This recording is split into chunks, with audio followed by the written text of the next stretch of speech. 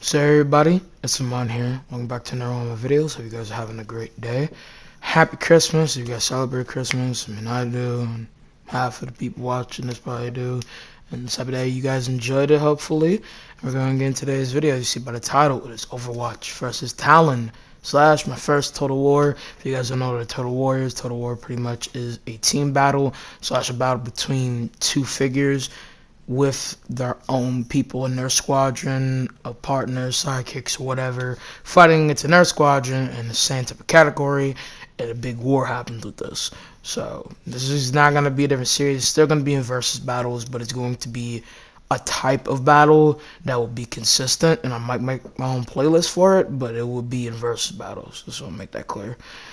And today's battle, obviously see by the title, is between Overwatch and Talon. Overwatch, the team that basically represents the Avengers / Justice League, against Talon, basically the Legion of Doom and the main villain team of Overwatch, a team ruthless, brutal, and very consistent when it comes to the terror they put into the people of the Overwatch universe, pretty much. And the leaders of both teams on this is going to be, well, for Talon, it will be Doomfist. He's going to be the main leader. He's going to be telling everybody what to do, tactician, going to be organizing everything. We're going to talk about everything else. For Overwatch, I know this is going to be a debatable pick for who should be leader. But Anna's on this team, and she will be the leader, as no one else really seems like they can be accustomed to that role. And she makes sense, and she was a captain back in the Overwatch days. So to me, it makes sense. She's going to be the leader. Even at her old age, she still can keep up and do her own thing. So I feel like she will be able to do this. You feel me? So I'm just going to make that clear. And we're going to talk about how it's going to go, and hope you guys will enjoy. So to start off, mainly about how the teams will cooperate, everything, and the team members. Well, all the members are stacked out on an equal scale. 11v11, correct me if I'm wrong, and most importantly, the teams are all kind of, I guess you could say, in peril or equal in a neutral state of power with each other. Their characters, they're rivals to other characters, and they're combative in multiple different situations, and all match up in their own way, pretty much. And most importantly, both teams will have a week of prep. So these team members will all know about everybody else's skills, know how they're going to be and all that. And it's going to be just a little bit more versatile because these characters exist in the same universe. And most of them on both sides know a little bit about each other. So in general, this is going to be kind of like, I guess you could say, an essential tit for tat type of point. Like, if that made any sense, like a tit for tat type of mount, like I'm talking about a mount for something, like, so a mount of things that would be taken in place normally will basically be upgraded. So they're gonna know everything, like they're gonna be prepared, but it's not necessarily gonna be about everybody because the main person that's handling the prep is a strategist and trying to make sure everything is tit for tat and all that. So that's mainly what's gonna be put into place. Everybody obviously will be able to know it, but I'm saying the main person that's controlling and calculating these missteps will mainly be the leader, as the main person who's handing out the information and arguably the most intellectual on the team. So that's the main thing that we got to put into place. And when it comes in general to how it's going to be, the prep will only be on the stuff that they can see visually and they know about from experience. So I just want to keep that in mind for you guys, okay? So I'm going to go ahead and name up team members. For Overwatch, we have Winston, this universe's Hawk and genetically engineered gorilla, Tracer, the dimensional speedster, Genji, the cyborg samurai / ninja. Then we have Reinhardt, the unstoppable force / German general in this case. Then we have Mei, basically Mrs. Freeze, pretty much. Then we have Echo, this universe's Vision in a way. Then we have Lucio, the DJ / vigilante of Brazil. Then we have McCree, the gunslinger himself. Then we have the leader, Anna, the greatest Egyptian sniper. Then we have Brigitte, the beautiful maiden. I'm just gonna go and stare out there a little bit. I'm playing. Then we have Bastion, the living nuke. I don't think I have to explain anything else. Now, for Talon, we have Doomfist, Conflict and War himself, Samuel, Smart Scientist. Next to that, we have Widowmaker, the beautiful sniper. Hanzo, the elite warrior that has power of the dragon. Sigma, the great scientist, power of gravity. And then next we have Junkrat, this universe's Joker. Then we have Reaper, Death Incarnate. Then we have Sombra, the great hacker. Next we have Ash and Bob, the two Western gangsters. Next we have Roadhog, the living apocalypse. And finally, the craziest scientist, Moria, the technological witch. Those teams are tit for tat. They're all equal in my opinion. Now, just to make this clear, because I've kind of explained most of the gaps and powers to these characters in my top 10s and explain why I put them here and all that. But to get more into why I have them all set up in their own way here, basically, as I said before, it's based on equalness and neutral ground, single point for all characters, and just so it adds up. And I almost messed up there, glad I'm not having a tongue stroke. But I'm going to explain each person's role in this, and mainly what each tactician is going to be getting from the week of prep. So they're all going to be set up. And this is all the final slash, I guess you could say, the emblemative type of canon. Because if we go by the Overwatch 2 type of, not differentiation because they're in the same universe, but by the end stakes that set them up, all characters have grown. A lot of things have happened to them. New attachments, technology, they learn new things, and so that's pretty much what we're putting into the category here. Now, Talon's a little bit at a disadvantage because not that much has been said or basically shown about how much development of them, because I mean that goes hand in hand, but I'm saying you can see development in gameplay mechanics and any impenetrable type of things that set the characters up for what they're supposed to be doing, but it never like blatantly gets out of the category for what they're trying to do. It's more about the style and, I guess you could say, collateral greatness for the characters, but there's multiple ways how you could put it that won't be classed out. You feel me? It's really how you see it. You understand me? So, I mean, I'm not trying to say that to be mean. I'm just trying to say, if you fill out how much of a disadvantage in the correlation of the team, Overwatch is a little bit at a better advantage because these characters have a lot to grow. Same with Talon, but some of their members have not shown any other big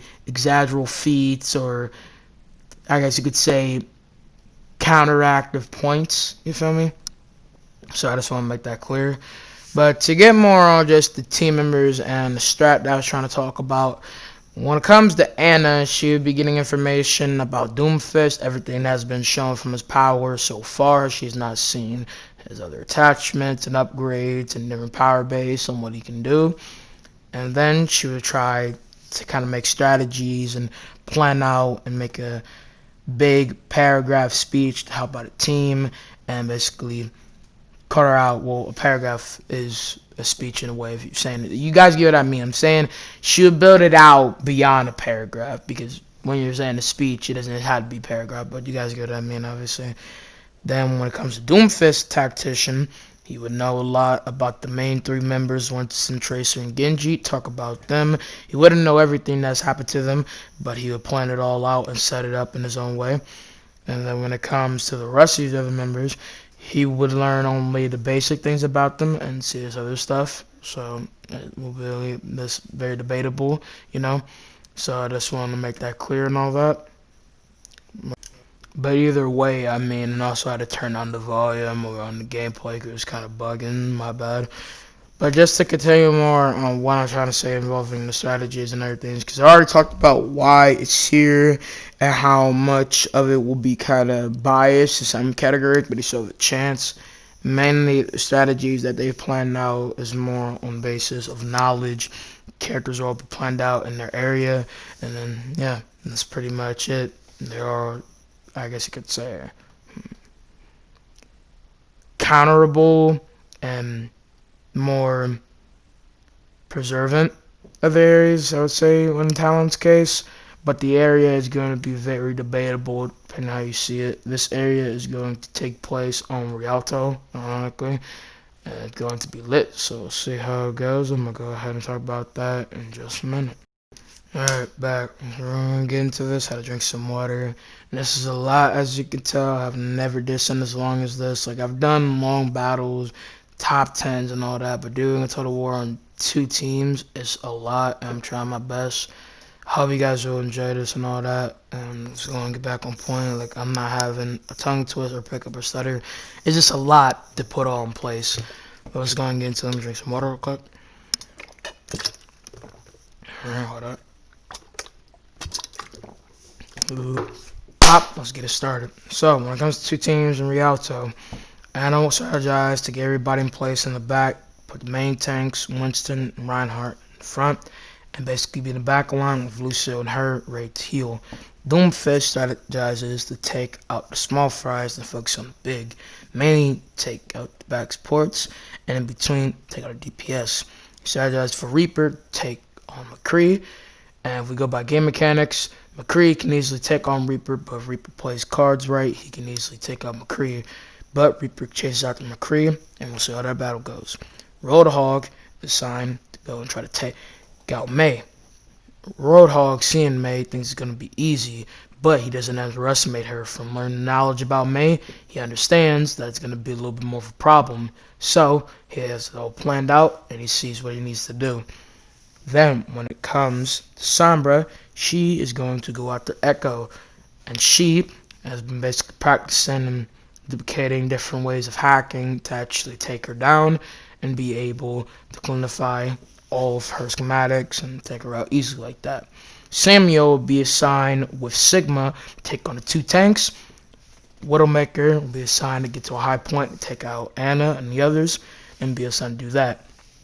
Echo will be in the sky, looking over them, and being a flight tech type of, I guess you could say, commission to the team, as she will be there in the random spots to make a more basis of power, and it will be more even and out there. So, pretty much it. And Genji is going to be assigned to look on the skirts to go and assassinate one of the members, but he does not know that his brother is on the high peak in Rialto, so kind of that little tower. He's just right on the side, so he has better angle. And with his arrows, he'll just got him out. But there's a little bit of hesitation in Hanzo. But Hanzo does not see Genji as his brother in this scenario. And before anybody says this, I don't think Hanzo's super evil. Hanzo right now is kind of in the stakes of an anti-hero. I put him here to be more of a bias sentiment to Genji, as brother versus brother is always a climactic touch with these type of battles, and I think it's cool. And also, just go with the flow. It's a what-if battle. If we're being honest, Talon and Overwatch probably won't even have a battle like this in the long run, because Talon is outclassed members-wise, and most of the time, Overwatch never really thinks about having this battle. Like, I don't think Overwatch will lose most of the time. You guys are going to see my opinion who I would think win most of the time. But if we go by what is going to happen here and now, it can go either way. I just want to make that point clear, because I think some people are going to be like, yo, Hanzo is not a part of Talon, and his voice line say he wouldn't be part of Talon. Yeah, you're right, but he could be part of Talon in different ways, and he said he has nothing to gain, but there could be points where he does have something to gain. And also, he's not a hero. He doesn't have any cautious or deceptive traits to want to be a hero, so it's just very debatable on what he wants to do. That's the only point I'm trying to get at right now. But moving on back to what I was saying. And not assigning McCree to look on the outskirts as well, but to be hidden because she's one of the easiest targets.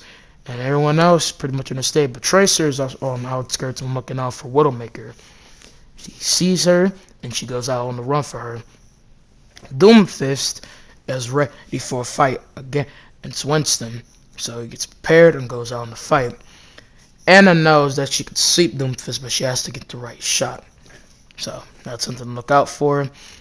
So right off the rip of the battle, Junkrat comes in with the plan. I guess you could say, what would this be called? Because these are all backup plans, and I guess you could say, I feel like I was about to say something wrong if I actually say this right, because I don't know if I'm saying it right. But It's a strategy, right? But what is the word where you have it like it's a very versatile strategy is basically what I'm trying to say. I had to think about the word for a second, so that's why I'm here, and I had to try to think outside the box of how to say the word because I couldn't get it obviously. But we're here now. I get it. You guys don't even worry about that. I'm not small brain. It's a vulnerable and very outside of the ordinary strategy. And Junkrat in this scenario, to get more about the strategy, obviously, since I'm going on with examples, Junkrat pretty much has this persevering type of segment of bombs carried out on the bridge platform where Anna, Winston, Reinhardt, and Lucio are on. And he blows it up and he destroys half of them. And in between this, he destroys some of the equipment Lucio has and breaks off one of his skater legs, so he can only skate on one leg easily and basically gets paired with that. Junkrat starts firing off. Samuel pulls out his bunting gun and starts shooting missiles. Reinhardt takes him on and they're clashing against each other. Doomfist goes in with his little, I guess you say, rock bottom slash hammer slam in this scenario because he basically rocks him with just the fist, not clashing down on the ground, and he hits Doomfist at the same time, and I'm talking about Winston. But in the clouds, Doomfist takes his arm, starts rocking him in the face with his other fist, then hits him with a rising uppercut, hits Winston overseas from the water, and they start fighting by themselves. When it comes to Reaper going in to take out McCree, they start fighting. McCree stuns him and is about to go in for a headshot, but Reaper turns to miss, goes around his body and cocks him right in the face and starts unloading on him and kills him at the last second. McCree is out of the window. I'm sorry to McCree fans, but McCree is pretty much done when it comes to Reaper. But if we had to make precautions and outlines on how it couldn't have went, if McCree would have shot him right in the chest or the open area, he couldn't have won. But to say that he doesn't die because McCree is out on his outskirts alone, and since the entire place was blown up near where McCree was, he was distracted. So in my opinion, there's really no way to say that he would do anything. But because McCree was holding off Reaper for a minute, that leaves Tracer and come and attack on him since Reaper is near where Widowmaker is on the outskirts. And Widowmaker is looking down on Ana, is about to shoot, but Tracer shoots her and shoots back at Reaper. So she's double teaming both of them and they're trying to keep up with her. It's a little bit hard, but we'll see how that battle goes on. Now we'll go to other battles. Roadhog is against Mei, and Mei turns to ice. Plateaus this big ice gate, kind of in the way. Cause, I mean, that's not exactly what her move is called, but I'm saying it's like an ice plateau fortress where it basically covers up the entire area. And Roadhog gets a little bit annoyed by this, but he tries to work around the area. He hooks Mei, grabs her, tries to cock her in the face, but she freezes him slowly and dodges in between it, and she freezes his body. And then starts basically trying to freeze them all to death. Then, if we go by the game mechanics, he breaks out, hooks her again, and then tries to shoot her as she's getting damaged. Has a cocktail of a shotgun, planted right into her chest. She's having a hard time breathing, but she turns back into ice. Then, starts shooting icicles at Roadhog. Roadhog drinks his gasoline. And then, with enough time in the battle, Roadhog, I would say, gets out his whole ass machine gun, / minigun, and then just starts unloading on her. But she turns into ice, puts up the ice wall, and he destroys the entire ice wall. Then, by the time he turns around, she's right behind him, freezes him, cocks him right in the back of the head, and he is dead. So, Mei wins that battle. Next battle, we have Sombra versus Echo. She hacks her in the air, and Echo falls down, but they're still fighting, and they're fighting in the plateau.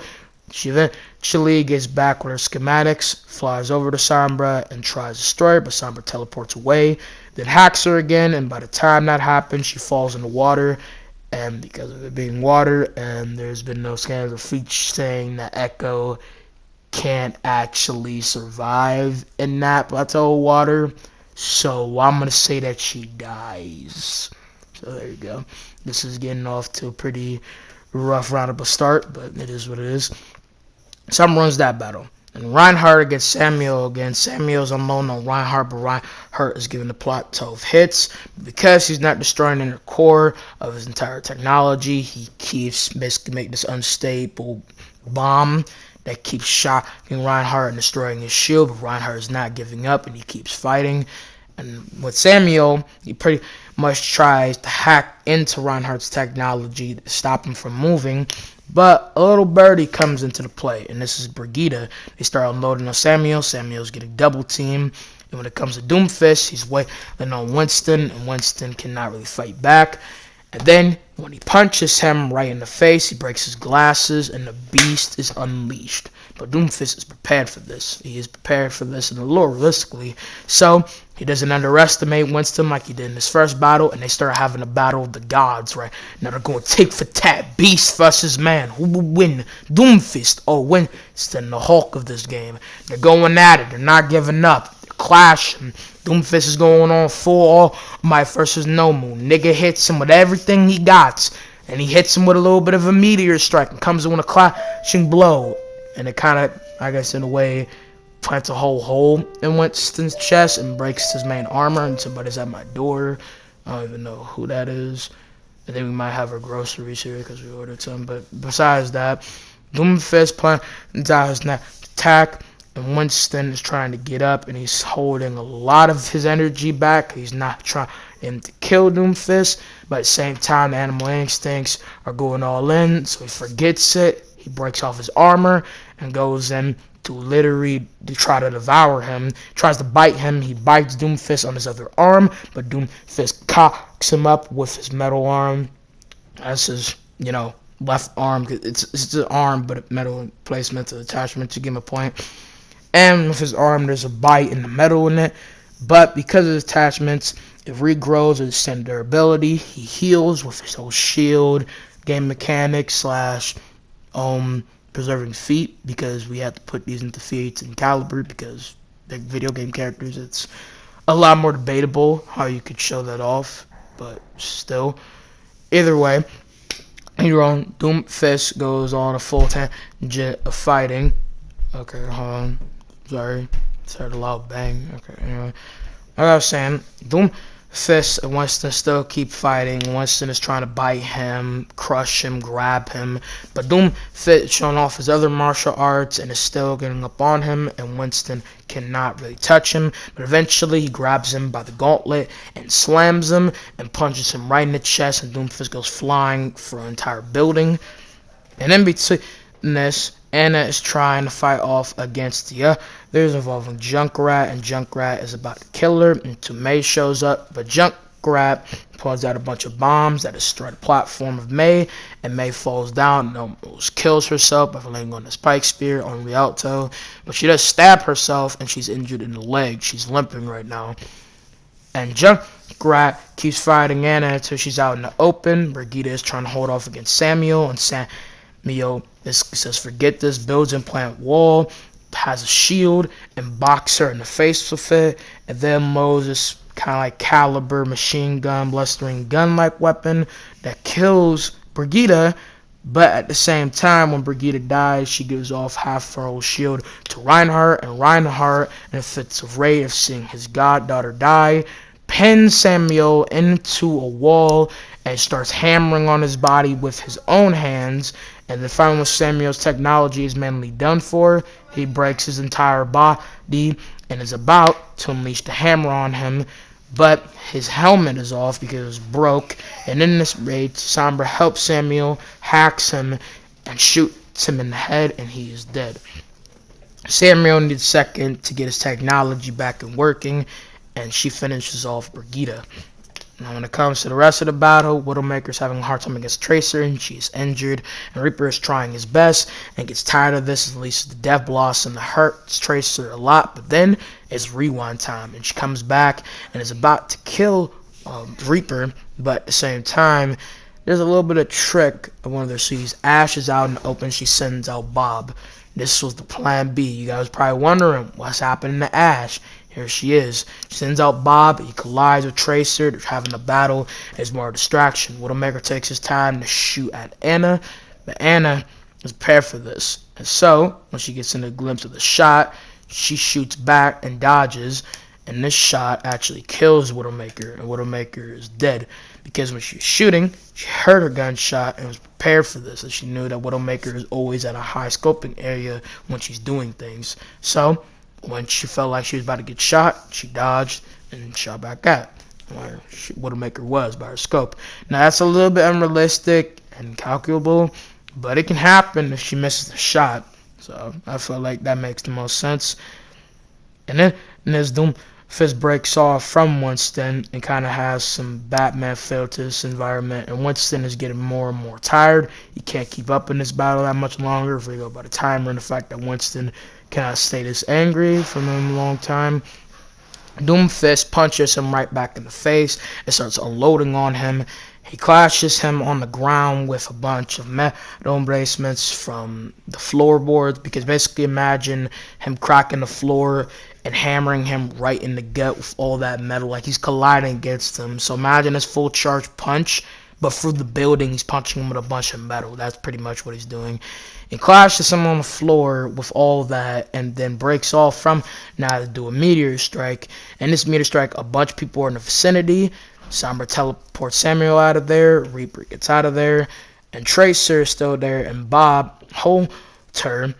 And he destroys the entire platform. Bob is still alive because we're going to take it to no friendly fire. And to put that into place. But in this, Doomfist does injure him to be more realistic. And Ash is too far away. And Reaper just turns to dust and floats out of there. And he kills every body in that vicinity. I mean, May, Lucio, he kills literally, hold on, where's the rest? Yeah, kills them. And Tracer, in the mix of it, actually moves so fast that she phases into Bob and kills him from the inside after the meteor strike. But I'm saying he literally kills everybody on Overwatch, and the only people still alive is Winston, but his fucking legs are almost broke, like they're twisted from him actually kind of taking all the metal. And Tracer's alive, Genji is alive, and Bastion is alive. But everybody on Talon is pretty much alive, except for, Roadhog. When it came to Junkrat to get back on these battles before he kills everybody, May actually was in a fight with Junkrat and was about to kill him, but Junkrat, when he was about to collide, actually Brigitte strangled him and collided his neck against the ground and killed him brutally. So let's make that clear. So he's dead. And Sigma, into the heights of this, was taking on Winston before Doomfist started getting out there. Sigma was still trying to take him on, but was getting collided against Anna and slept him, so he's asleep right now. And after this loud in the front roof type of crater that Doomfist puts into half Rialto, Sigma wakes up. He sees that Anna is about to have a shot on Doomfist when he's about to try to kill Winston. But Sigma throws a rock at her, destroying her entire body and colliding her right there. And he lets her die in peace. And then when it comes to Tracer, Genji, and Winston, the last team, Genji is having a battle with Hanzo actually, and he doesn't want to kill him, but he must save his teammates. And realistically, Genji has the abilities to kill Hanzo, so by basically deflecting all of his arrows, he stabs Hanzo right in the gut and basically eviscerates him from the torso. Then he goes back into the battle. Samuel's tech is all cool. Sombra looks out the skirts for Genji, but Tracer is near, so she tries to hack her. Hacks her, she can't do anything, they're having a battle. And eventually in this battle, Tracer's able to maneuver and move out on the outskirts so Sombra can actually attack her. And then eventually, she shoots Sombra right in the gut, then back flips and the triple kicks her off from the balcony, and she drowns in the water because she's not going to be able to get out with that much blood, basically having this incarcerating feel to her because it's a big ass gap in her gut. You're dead. You can't survive from that.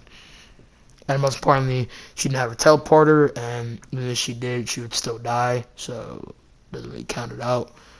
Because if she was about to teleport in between, she would still die, and arguably those wounds would still get to her and she would die. But in between, when it seems like she's about to die, Moria swoops in at the last second and saves her and heals her. Moria has been sent here into one of her members who looking close to die, and basically Doomfist wanted her to only save the main members that help out to the team. Does not mean that Doomfist does not care about nobody on his team, but he knew that Roadhog would have a problem with Mei, and he wanted Mei to be slowed down, because realistically, if Mei was in the front line with tanks, it would be a problem, because Doomfist realistically in this scenario and other scenarios gets outclassed by Mei. So it's not really a good touch, you know. But at the same time, the mission is almost done. Winston is still trying to fight against Doomfist, and he's hammering on Doomfist, and he's about to do his ground smash. Doomfist back flips and hammers down with his Doomfist gauntlet, and then starts doing a cheat code move, which basically means like he kind of knees him with the gauntlet, then does a right hook kind of like thing with his gauntlet. Like, it's hard for me to explain because I'm not doing the animation, but pretty much elbow, right hook, left hook, uppercut, knee choke kick. It's basically a fly kick of a knee, then kick, and then as the kind of triple doom fist punch with it, but at the same time as the combo. So there's uppercut, then fist. Winston jumps. He basically twirls around with Doomfist combo slash pick slash tech, and basically turns around with a shot, and he shoots Genji out from when he's about to dash, but then through the twirl hits both of them and heads them onto the ground. Tracer's out here trying to collide, but Reaper gets behind them, starts shooting out Tracer, and then Winston cocks over at Reaper with his own entire arm and has him in hand, but Doomfist in one single shot punches him right in the head and destroys his entire body just like that. He kills him, and it only leaves Tracer and Genji. And in my opinion, enough is said. I don't see Tracer and Genji holding their own. I see possibly Genji taking out Reaper. I see Tracer taking out Ash. That makes sense. And he already took out Bob. But again, Samuel, Doomfist, they lose, in my opinion. I don't see them winning. Doomfist already taken out Tracer. Doomfist bodied Genji, and realistically Samuel, we go by Symmetra's technology and everything else, they lose. They can't do anything. It's over for them. So, in my opinion, the winner of this, obviously, is Talon. But what do you guys think? I think Overwatch could win if they played their cards a little bit better, but this is the most realistic battle. I feel like a lot of deaths and a lot of violent things have happened here. It's very interesting, in my personal opinion. This is a very dope battle. Hope you guys have enjoyed, as always. I'm going to see you guys in the next one. Peace out, Marmy. But to make a quick announcement, if you guys want a rematch with, like, I don't know, a bunch of more members, I got y'all. And it's to say, they wouldn't win against Moria and Sombra either, because they're out in the skirts and they're too fast. In my opinion, maybe Sombra with Genji for Sombra, but still, love y'all. Peace.